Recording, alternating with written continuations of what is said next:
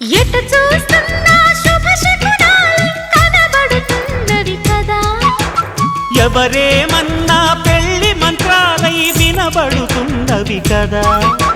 ప్రేమ గీమ చాలం చేసి పెళ్ళాడేసే వేళయింది. చేసి కాస్త పెళ్ళామయ్యే ఆసు ముహూర్తం వచ్చేసింది. కళ్యాణ వైభోగంతో కన్యాదానం కాని అబ్బాయి.